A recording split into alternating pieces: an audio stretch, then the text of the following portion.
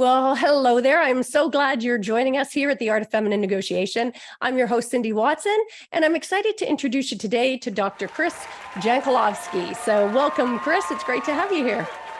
Thank you. Except I'm not a doctor, but I like to be. Okay. All right. There you go. I guess you've been through so much. I just gave you an honorary degree there. How do you like that? Exactly. Good. I'm always working with various type of professionals, and most of them happen to be doctors. Yes. Yeah, and goodness knows you've earned it, frankly. So, and today we're going to be talking about how near-death experiences can help us negotiate our best life. So, for those of you who don't know Chris, he's the author of Near-Death Lessons. He's the founder and CEO of Remote Staff. And remarkably, he was able to build and grow this thriving business while battling cancer, failing kidneys, several brain operations. Yes, you heard that right. And he is still here. And throughout these challenges and more, he was able to find a way to transform his life from one of fear or struggle, self-doubt, which could easily have happened, faced with any of those, let alone all of those, to one of empowerment, success, health, and happiness. So as you all know, I'm a big believer in negotiating our mindset, and I really wanted Chris to have the opportunity to share his story with you today so you can come away more empowered to negotiate your best life. So we might as well, Chris, speak about the elephant in the room here. I mean, you've had remarkably several near-death experiences. Can you share a little bit about your history with us? Yeah. Look, I mean, it's not every day you come across an individual that's had 8 near-death experiences over 50 years, of course, not one by one, but some of them have been very brutal. Like, I was better off dead than surviving those. And some of them, I mean, I almost drowned at 21, and me and my mates caught up in Australia, and we were having a laugh about it. So some of them were very casual and didn't make any impact on my life, and others were very impactful. So the biggest difference between a close call and a near-death experience, in my opinion, is a reset button that occurs. So when you've had such a close call, you cannot return back to your normal life because you're back, and as like, oh my God, everything's up for grabs all of a sudden now. That's what I call the reset. Like all your values, all your perceptions of reality, who you are, who you think you want to be, you're back. It's now all up for grabs, and you're questioning all your beliefs, your assumptions, and that's the reset. And so I've gone for 4 resets. So out of the 8 near-death experiences, 4 didn't make any impact on me. They were just close calls, and the other 4 transformed me differently in all different occasions.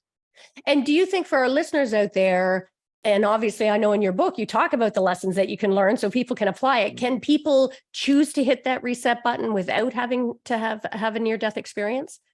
Look, these are all conscious. So in my life, I have been forced to make change due to these close calls. And I've also had equivalent, probably about the same, that I done. That's because now, unfortunately, the early ones that I went through that massive change were, and I think everyone can relate to this because this is the same for all of us pretty much. We have to get to this point of where enough is enough before we really make change. Now that's, we all know that that's because we've had enough of the fear. We've had enough of living like that. And I have made some changes based on inspiration, which is what we all need to shift on. We need to stack more reasons and weight into our desires and be motivated to make a change because of the desires, not always be motivated by our fears or that point when we get to enough is enough. And so unfortunately, my life, 3 of those have been through fear, and 1 of them has been through desires, and the other 4 have been from near-death experiences. I love that stack weight with our desires. I have not heard that term before. I think that's brilliant. I love that, especially because I'm a huge advocate that, negotiating our mindset is our first and most important negotiation. So why don't you kickstart for us to share, like, what are some lessons that you learned about the importance of mindset from your journeys? Oh, many journeys. Oh, look, it's huge. From personal near-death experiences to also businesses that I almost went bankrupt in, or businesses I failed in. I can share that. It all starts. So for me, mindset is everything, because I learned so much about neuroplasticity, learning how to walk and talk. It took me 8 months to learn how to walk and talk when a brain tumor burst in my head in 2016. that was the first time I learned that we are truly just brain patterns that are, because our brain wants to conserve energy. It doesn't want to consume a lot of energy. Yeah. And so therefore, if there's a pattern that already exists, meaning we are repetitively using those thoughts or feelings, it's easier for the brain to fire electrons and synapses. And therefore, as it keeps firing, gets easier and easier, it refines its path, gets shorter and shorter, it consumes less energy. Yeah. But a new pathway, when I learned for the first time, moving this hand, it was out of control completely. When I learned to pick up a simple pen from my left side to the right side, that knocked me out for nearly an hour.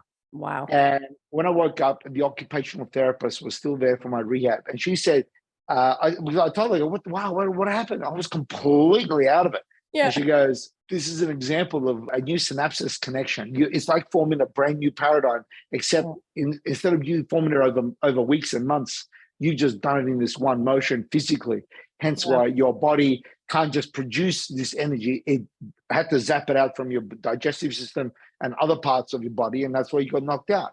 Yeah. I'm like, wow. Yeah. So there's that one thing that we all have to recognize. And I'm building up to answering your question about mindset. So one, when it comes to mindset, not many people talk about this, but I'm telling you one, we don't have all the energy in the world.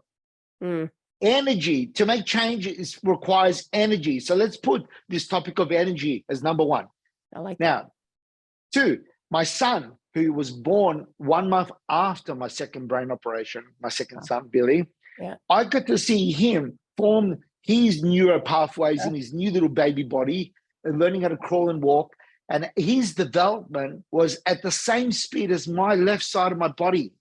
Wow. My ability to move and walk and everything was the same as my son. My son learned how to walk within a year. I learned how to walk again within 8 months. So I wasn't I was ahead of him there. Yeah. But then my son at 3 overtook me on how to use his left hand. My left hand usage is around 4 years now. Even though it's been 6-7 years since the operation, my capabilities are around 4. He's at 6 years old now, and his capabilities overtook the left side of his use at the age of 3. That's remarkable. So there we go. This is a live example in the physical form. But these brain patterns and our emotions and thoughts, our perceptions of reality, they're all just patterns. Yes. Yes. I love it. So how do you expand your mindset? How do you change? Because that's what I spent a lot of time after learning about the impact of change on energy and the time it takes to change on our brain. So if we are simply patterns, how do we change our world, our life, our whole reality? Because that's all it is. The reality that we have automatically formed in our brains. It wasn't, first and foremost, it wasn't designed by you. You must understand, we all can design our brain patterns. Right now, you are on autopilot. So that's the other thing I want to mention to everyone. You are allowing the media and the world around you, your surroundings, your family, your environment, your upbringing, your experiences to shape who you are. Do you know that you can actually consciously design and shape who you are? And it's a lot simpler than you think. So a lot of people don't understand that they can actually change. Yeah. Yeah. And I want to just put a pin in that for our listeners as well, because and you've hit the nail right on the head there. I love that, Chris, about the fact we follow those patterns and our brain gives us what it thinks we want. So when we keep telling ourselves the same old stories, our brain goes out looking for examples of that. But the beauty of what Chris is telling you here and sharing with you from his pretty profound experience is you can get intentional about choosing to tell yourself different stories so that you create different pathways in your brain, so that your brain will then go out looking for those more empowering versions of examples in your life rather than following into those same old destructive patterns. And I want to talk, one of the things you talked about in your book, Chris, that I found, and I love your 3-point system there, that energy piece, I thought was brilliant. You talked about that victim mentality, right? And I'm a big believer that we can negotiate. I call it negotiating our best life. And that involves exactly what you said, choosing the stories we tell ourselves, choosing those neural pathways, more empowering ones to be better versions of ourselves.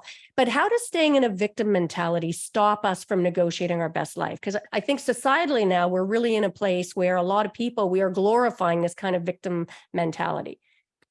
Yeah, look, victim is a whole topic that leads me to completing the mindset change. Perfect. Now, I know it's a long story, but it's a very important topic since this is such of Yeah, interest to your I love it. listeners.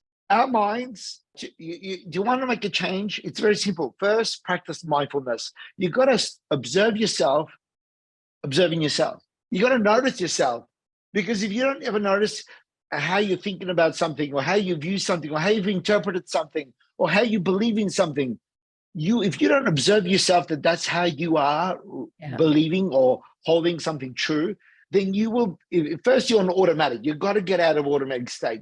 And by doing that, it's first to observe yourself. And then once you've observed yourself, whether you think it's right or wrong, whether you don't believe you want to change or not, who cares?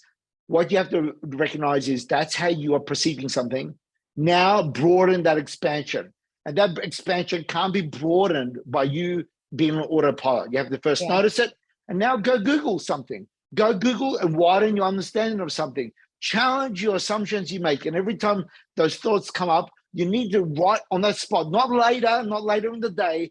At the time those thoughts come, you need to challenge and fight with yourself. You need to look in the mirror and take yourself on. Because if you don't take yourself on, you ain't going to break those brain patterns. I like that. It's easier for the brain to just conserve energy. It wants to be lazy. So it's just going to continue firing those synapses. So you got to break it. You got to force the change. Is one thing. Now, victim mindset. To me, in a nutshell, victim mindset means you allowing life circumstances to control your life. Beautiful, powerful. Let's just have that sink in for a bit. You mean the outside environments around our life do not need to control our life? No. What a profound idea. It's basic. It's so real, though. For 13 years, I've been living a life as a victim of my hereditary condition, diagnosed at 19, told I'll be dead by 30. Wow. Since then, I was running away from my diagnosis. I thought if I truly pretended like I never got it, if I ignored it deep down, I thought I never got that diagnosis and it wouldn't become a reality. Can you believe that? Well, that was my coping mechanism at 19 when I was told I'd be dead by 30. And so I ignored it. But unfortunately, at the age of 32, my first brain tumor nearly killed me. And that was the first moment when I looked at the sky and said, God, I've had enough of living like this. I had enough of living this disempowered life. I don't know how long I'm going to live after this brain tumor, or whether I'm going to be in a wheelchair, if I can talk and walk and move. I don't care, but I choose life. I choose to just believe in me, believe in the life that I strive to go achieve, because I don't want to live like this anymore. Now, that was a profound change because I chose life no matter what, wheelchair, whatever. Now, victim. When I started living like that, I noticed how much I was limiting myself before I even begun anything new. Cindy, I would run a marathon, 10-mile marathon, 14 kilometers in Australia. 3 weeks after my brain operation, I couldn't turn my head. I peed out blood because both my kidneys were riddled with cancers. And I ran this race because it was happening in front of my house, the preparation. And I just had this whole new zeal. I go, oh my God, I just had a second chance, a real second chance at life. I'm taking this run on. And I ran, no training, no preparation, can't turn my head, as I mentioned. And I ran it and broke my personal best. Wow. And shattered it, by the way.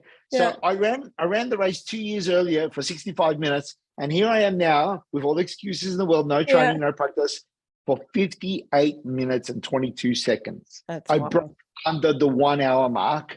And I looked at this scenario and I said, what happened here? And that was the first time I woke up to just how much we all limit ourselves before we begin something. We sell ourselves short. We don't go all in, deep, down. We've got doubts and insecurities. But what a refreshing way to live as a self-empowered individual who is in control.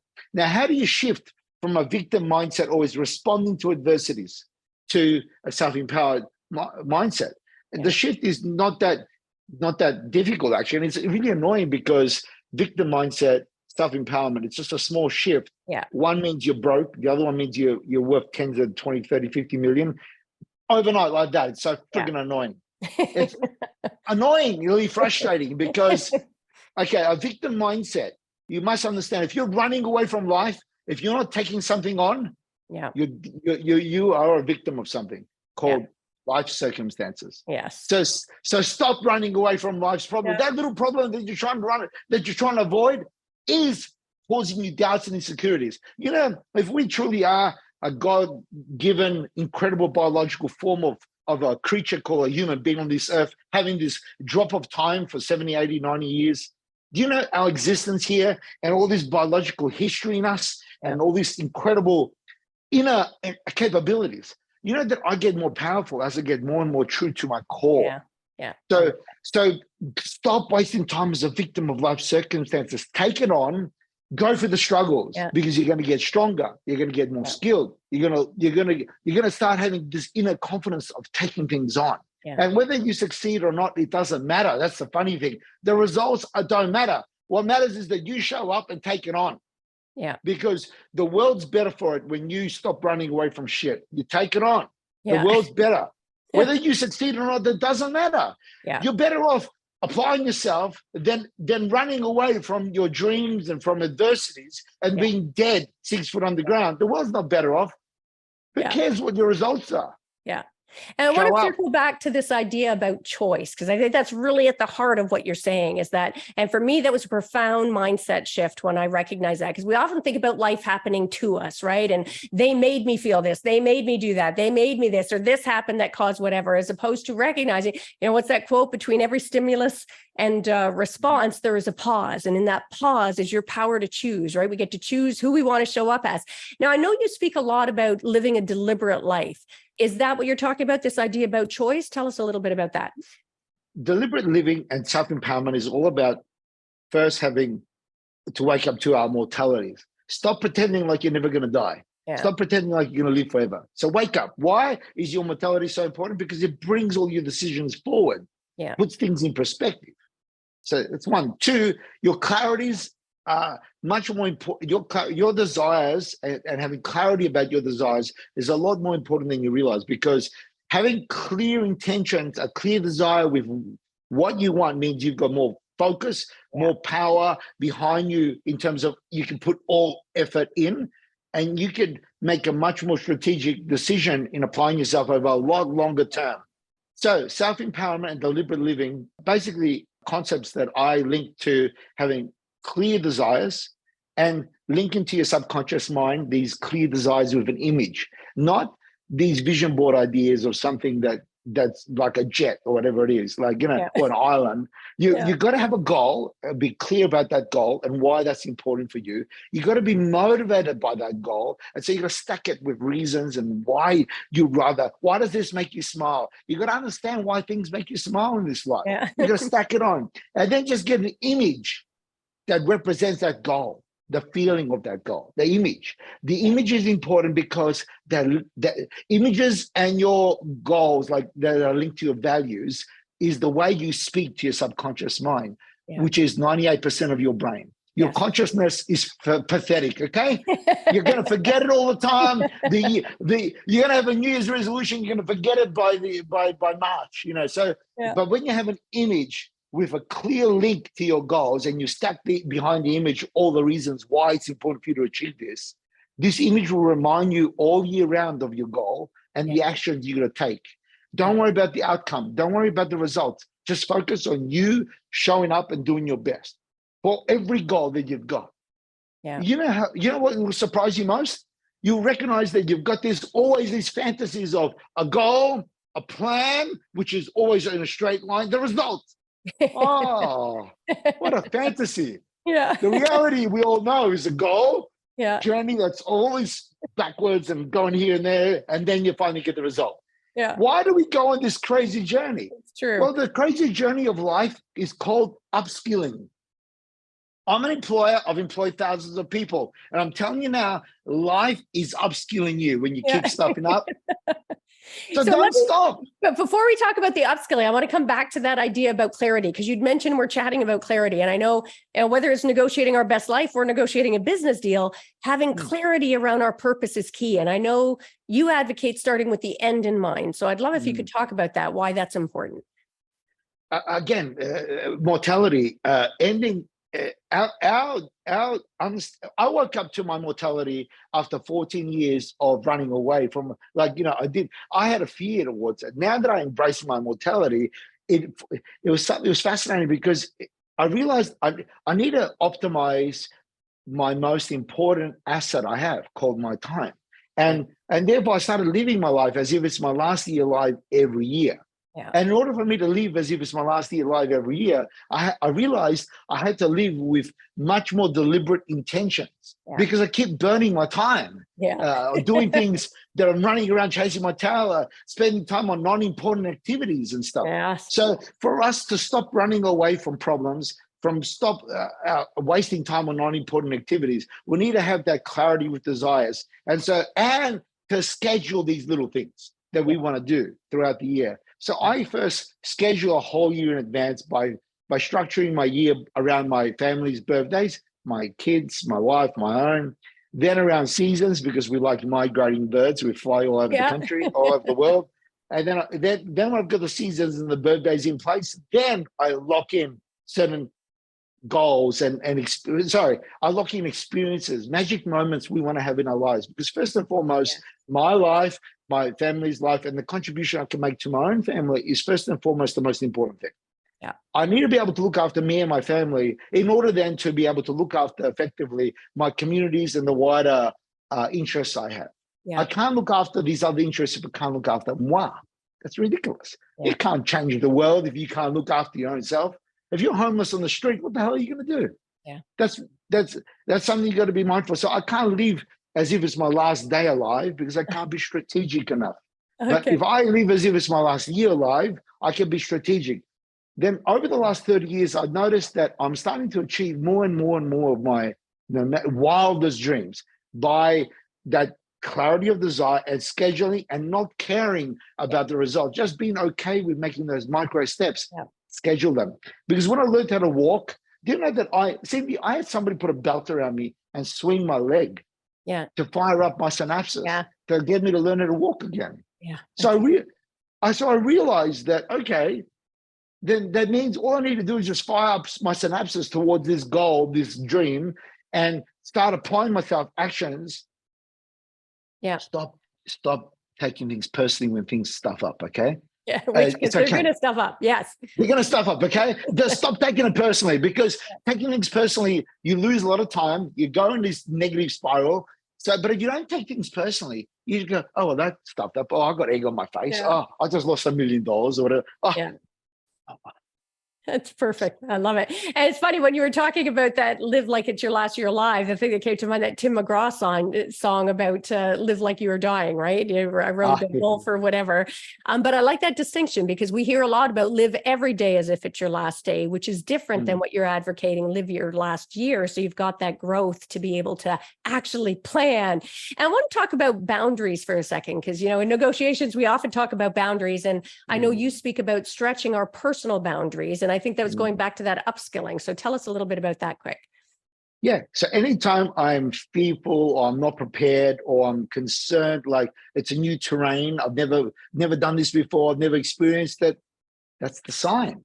Yeah. You've hit your neurological glass ceiling. Great. This is the time where you don't back out. This is the time where you apply yourself. Yeah. Life is supposed to be an adventure. What the hell are you pursuing comfort for? Yeah. Stop being comfortable. The only way you're going to expand your brain, you expand your life, is by expanding past these neurological safety zones. Yeah. So stop always operating within things you're familiar with. Yeah. I'm always in the space of, well, I don't know. Now I have 107 internal staff. I don't know what I'm bloody doing.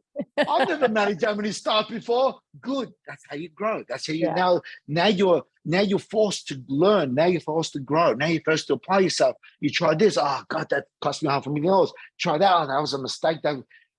My team has gone all AWOL. Or you do this. Oh, that's a bad team culture. Oh, you do this. Well, guess what? Every time you do these things, well, now you know it's too painful. You don't want to do that again. You're going to improve it.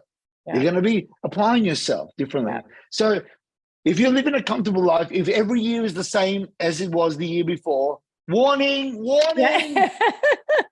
Stop That's it. so good. And you know what that reminds me of? My husband's an avid snowmobiler, and they get, I don't know if you're familiar, you can get snowmobilers and put governors on them for the kids. They call it a governor, and it limits the speed, right, that you can go on. You get the same thing on ATVs and that. And I think so many of us live life with governors on our life adventures, right? It's like we've throttled it back so we stay in this little safe incubator rather than getting out there and taking those chances. I think That's your brain, okay? That's your brain. That's your brain just preserving energy. It wants to be absolutely. lazy. Yeah. That's all it is. Yeah. And try and keep us safe. And we've got it. The only way we grow is getting out of that comfort zone. Now, I'd love you talked about that adversity that life's going to, I forget what you called it, right? But things are going to happen basically, right? So what's a piece of advice that you would give for someone who is struggling right now, Chris? I mean, I think post-COVID as well, we're seeing such an increase in mental health and people struggling in really new ways. What's a solid piece of advice you would give them? What the toughest thing for any advice, for any adversity that I have to always bounce back from? Because remember, guys, I've bounced back from a lot of adversities, business and personal. The hardest one, and I'm going to tell you what the hardest one is right away. The hardest one is to accept your reality. Yeah. What do you mean? Accept my reality? Yes, without bias, without this sugar coating and it wasn't that bad. No, it was fucking bad. Excuse my French. You're good. Accept the reality. Now, I had my second brain operation where I had 2 tumors removed. One burst in my head. The other one, even the doctor, after it became a bloody affair, which normally kills 60% of people on that operating table. I survived that, and then it still goes on to my left hemisphere to get my other brain tumor out. He managed to still get both tumors out, but left me with all that damage. Yeah. So after that operation, I'm at home. 2.5 months later, I'm bitching about that experience, like as if I had some kind of say in it. And and my wife's like going, "Stop behaving like you're some boss or something. What the hell? It's done. You can't change it." That's when I realized, wow. Yeah.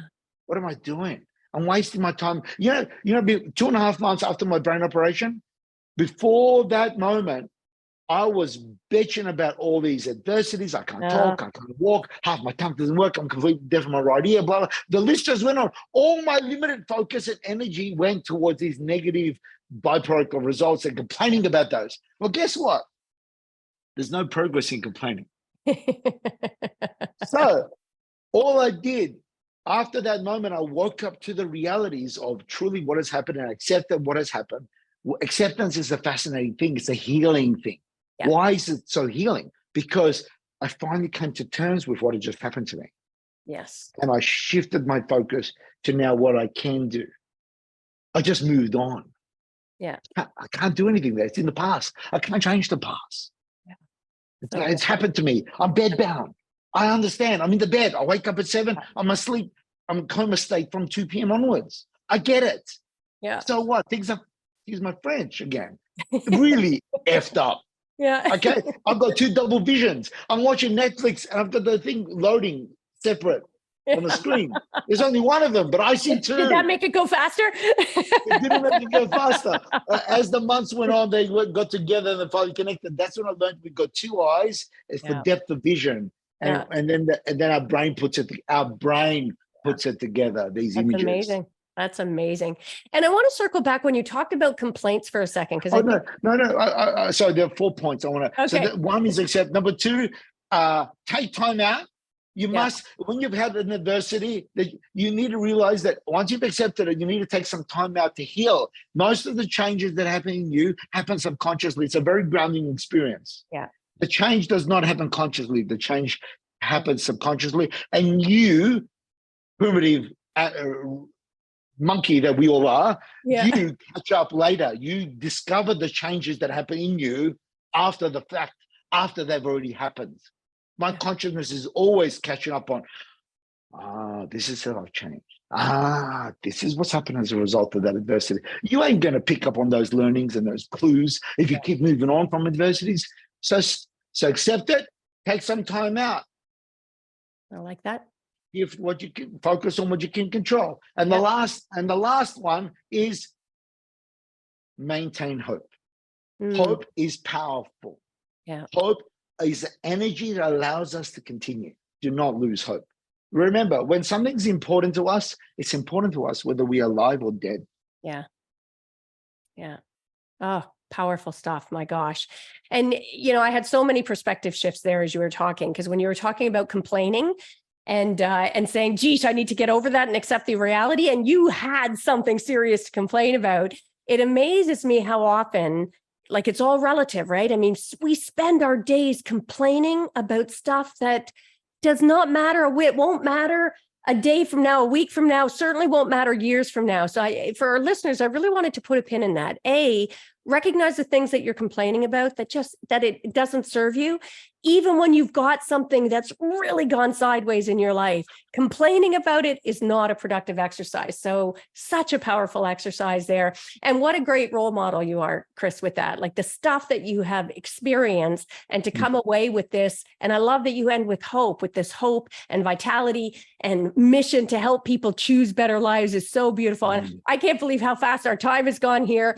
Now, I normally like to end by asking, what is one of the greatest mindset shifts you've had in your life? And you've had a gazillion, you've shared some of them with us here, but what would you say? And it doesn't even have to be on this issue, but something that caused you to see things really profoundly differently. What would be your biggest mindset shift? To dare to every time I come back, every time I come back to life and I'm here, I'm always all these toys, all these achievements, none of them matter. What matters is I'm back. Yeah. And while I'm back, what am I going to do?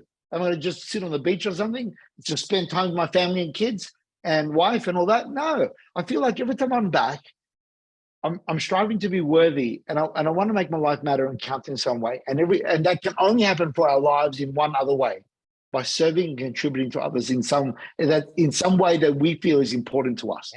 Yeah. So for me, if I can empower other people to wake up to this realization that they might be a victim, and to understand that self-empowerment is first and foremost a choice. It's not, you do not need to be ignited by a queen or something to be self-empowered. You can self-empower you. It's shocking. It's up to us. No one can do it but us. It's a choice.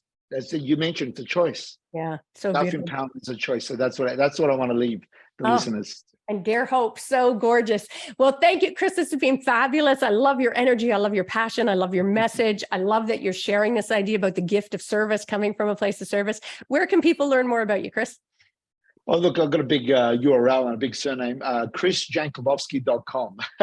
But if you we're going to have other websites like justkeepgoing.com be directed to that same thing. So yeah, chrisjankulovski.com. Okay, and we'll make sure to put that in the show notes as well. So anything, and I do encourage you, follow up and just quickly tell us a little bit about your book. I mentioned it at the beginning. Sure. Look, I spent first, after my brain operation, I wanted to write my story for my two young sons to know who their father was. And then after a year, I had to take on 6 cancers in my remaining now half kidney. Can you believe it? After all that adversity, I had to take on 6 cancers. And then I thought, yet again, I'm dead. Like, I might spread, I might be on dialysis or God knows what. So I spent then 6 years all up writing the book to take it public because I bargained for my life. I said to the doctor, mate, give me another 10 years of kidney life, I'll inspire millions. That's so good. I love that. And for our listeners out there, make sure the book is called Near-Death Lessons. Again, Chris Jankulovski, make sure to check that out. We could all use a little more inspiration in our lives these days. And for our listeners, I am sure you got loads of value from this episode. I mean, if nothing else, just tapping into a little bit of that passion for life and recognizing that negotiating your best life is a choice you can make. Subscribe if you haven't done that. Make sure to share this episode with others who can benefit. And just before we sign off, any of you who are looking to up-level your negotiation skills to negotiate a better life, feel free to reach out. I've got everything from online to group to VIP and mastermind to help you better leverage your power to get more of what you want and deserve in life. So check that out at artoffemininenegotiation.com. Check out my book, Art of Feminine Negotiation, if you haven't done that yet, helping you negotiate a better life for yourself to get more of what you want and deserve. And that is a wrap for this episode. So until next time, go forth and negotiate your best life on your terms so you can stop missing out and start getting more of what you want and deserve from the boardroom to the bedroom. Until next time, everyone, take care.